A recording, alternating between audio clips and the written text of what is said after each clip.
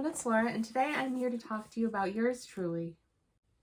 So this was the third Abby Jimenez book that I read. The first book of hers I read was Part of Your World, which is the book before this in this companion trilogy. And this book follows Brianna, who is the best friend of Alexis from the Part of Your World book. And so Brianna is an ER doctor, and the head of the emergency department is going to retire, and she thinks she is up for the promotion. She's basically the only one up for that role, and she has the support of everyone. And then she hears that there is a new doctor who just transferred from another hospital, Dr. Jacob Maddox. And so she is rightly furious, especially when it comes out that Jacob is basically a friend of the current chief. So she thinks that he's doing something underhanded and trying to weasel his way in and use his connections basically to nepotism his way into the role. And he actually had a higher role in his previous hospital. So she's very furious at him for that based on her assumption. And she's also just having a really hard time in her personal life as well, because she's been recently divorced and she has some childhood trauma from that because of her mom being a divorced single parent to her and her brother, and her mom warning her constantly about never trust a man and basically telling her to always have a backup and escape plan ready,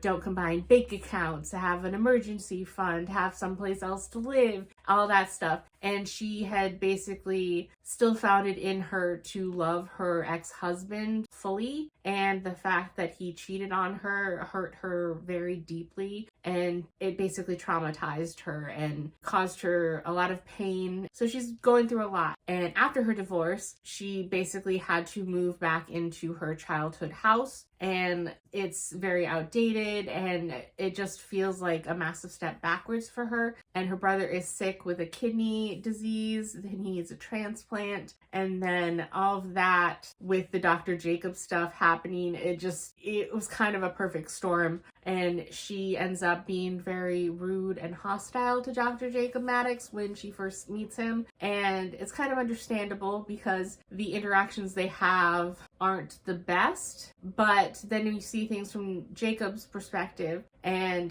he is just trying to find a new place for himself, because at his old job, he worked with his ex, and his ex is now going to get married to his brother. And they both work at the hospital, and he just does not want to be around that every day. And I know while that sounds like a spoiler, that's literally in chapter 2. The first chapter you get from Jacob's perspective, it has that. So I don't feel like that's really ruining the story for you. And it was kind of a brave decision on his part because he suffers from anxiety. And so being in a new place that he's unfamiliar with, being surrounded by all of these people that he doesn't know, is very stressful. And then for Brianna to come at him with this hostile attitude that he doesn't really understand, it just compounds his anxiety even more. And they end up reconciling some because they start exchanging letters. And that kind of clears up any misunderstandings that they have. And they keep writing each other when they can, but then the wait in between letters gets too long, and so they start texting each other. And then there are circumstances that lead them to agree to a fake dating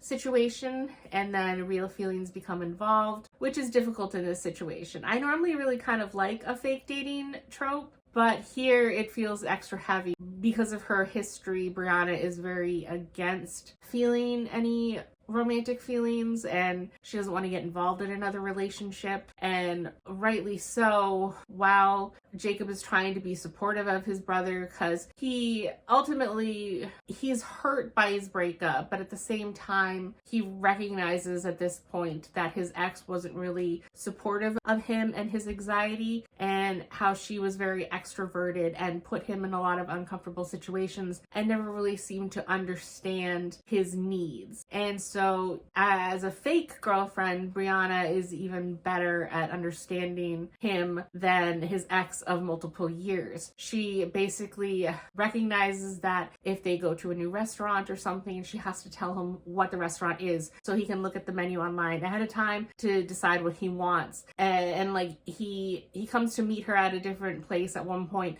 and she gives him a list of who's going to be there. She sends photos so he can recognize and know who is who, and then she gives him a photo of where to park so that all of that is something he doesn't have to worry about or second guess. And he just appreciates all of these little things. And then when they are going to his family functions, he has a very extroverted and loud family. She basically has this game with him where if he says this catchphrase that she gives him, then she'll make an excuse and he can go and sit outside and play with his dog quietly for a little while, or go and find a dark, quiet room to kind of regroup. And it's a challenge because, it's not the same phrase every time. It's something that he's just supposed to work seamlessly into the conversation. So an example of a phrase is in this economy. And if he does that, then she'll find a way to make an excuse for him to leave. And so that's kind of cute and being caring at the same time. And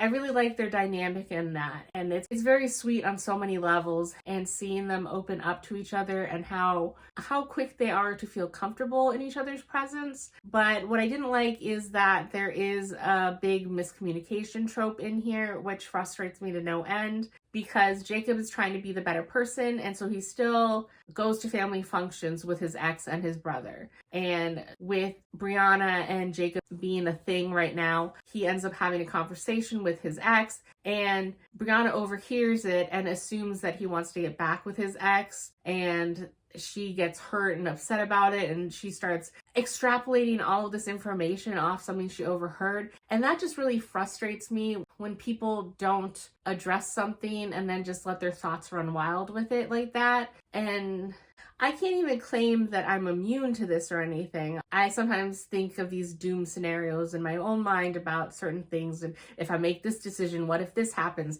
But it's not something that I particularly like in romance books, because if they had just sat down and talked about it as adults, if she had said, so I was coming to find you and I couldn't help but overhear you say XYZ to your ex. What does this mean? Am I getting in your way? What, try and sort out the issue. I would have appreciated it a little more. And it seemed very tropey in that aspect, and that colored a lot of Brianna's decisions going forward, and so that just kind of led to inevitable misunderstandings, which I didn't like. So while I really enjoyed a lot of this book, I didn't like that aspect of it. So overall, I gave this a 4.25, and I'm really excited now to read Just for the Summer because I've heard really good things about it. It seems really interesting, and that's the last book in this little companion series.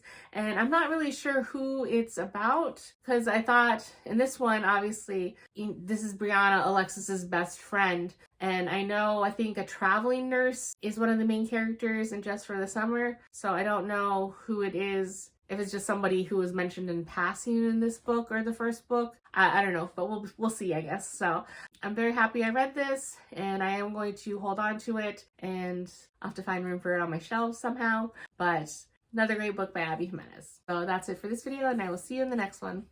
Bye!